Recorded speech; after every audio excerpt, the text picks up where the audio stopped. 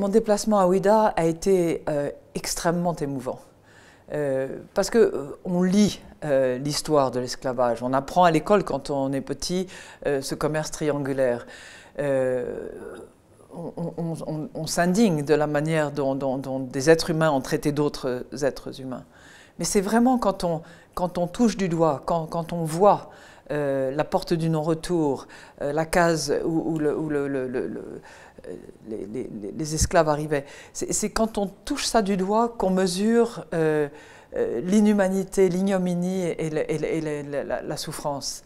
Et ça a été un moment très à la fois douloureux et émouvant pour moi. J'ai déposé une gerbe devant la porte du non-retour.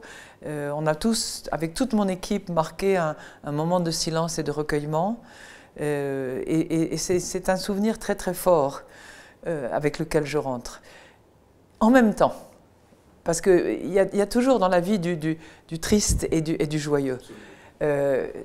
Visiter tout le site qui sera développé de manière intelligente, dans le respect de l'activité de la pêche, de l'activité d'agriculture, entre la mer, la lagune, et l'exploitation intelligente qui créera de l'emploi et de la valeur sur cette côte magnifique, c'est un projet qui est tout à fait exaltant et qui permettra à ceux qui veulent venir se recueillir, comprendre, respecter, de le faire de manière intelligente. Donc ça, je trouve que c'est une après-midi que je ne suis pas prête d'oublier.